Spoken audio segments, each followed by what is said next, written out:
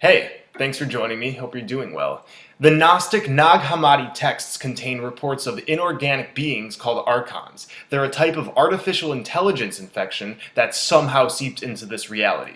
In Greek, Archons means rulers or lords. These beings see themselves as the rulers and enslavers of humanity. Archons hide like energetic parasites in the depths of our psyche. They send currents of low-frequency emotion and thought to our ego and emotional bodies in order to elicit a low-frequency energy that they can consume. This is their food. This is part of the reason this matrix was set up, so these Archons can keep being fed. Our chakra implants further help them accomplish this. By the way, approaching these entities with arrogance is the correct way to let them know your own divine sovereignty. The false afterlife is a manipulation. Near-death experiences give us insight into this. The light that's discussed is an implant and captures you. It's too beautiful and too mesmerizing not to go in. You simply can't look away.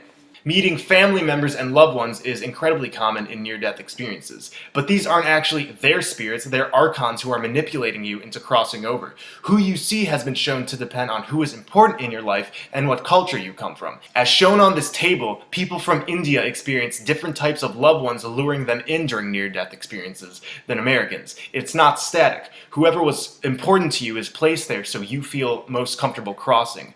We're formless, so the fact that you would recognize a spirit based on its three-dimensional material form, or that it would even retain that form, is a fallacy.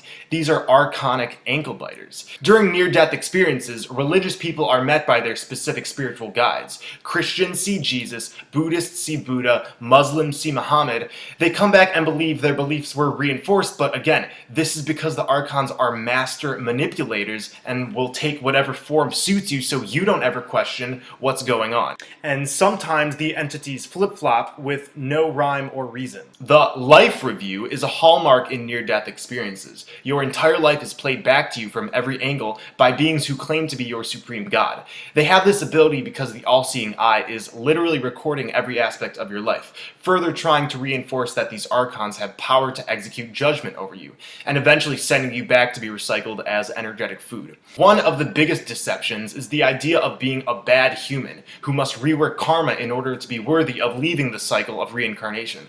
Perfection can't be achieved on this physical plane, so the fact that a being and their texts written to confuse would tell you that it takes thousands of lifetimes to rework karma until they give you the ultimate green light is again bullshit. William Bowman is an out-of-body researcher who is aware of all of this. He gives the following advice for when you die so you won't be recycled into this matrix. I will demand to experience my higher self, my spiritual essence. I am not content to simply go back to the light. I am not content to accept past acquaintances and comfortable surroundings as my new reality. In fact, I am not content to settle for any form-based reality as my spiritual home.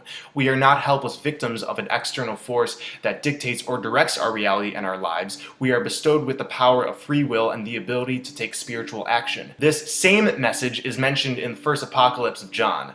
When he says to you, "Where will you go now?" you are to say to him, "To the place where I came, the source. There I shall return." As I've been mentioning in other videos, one of the ways to exit this plane of deception in our lifetime is through the center of this plane, where all compasses point to come pass. We're currently in a hologram. This isn't where we come from, and the Archon parasites are the ones using this hologram to be fed. I'll further explain in future videos. So I hope all of you could take something away from this. I'll keep restating that fear is the opponent of love. This isn't information to fear or panic about. Let's spread this information, but only in the context of unity and compassion. Thanks for watching. Love you all. Peace.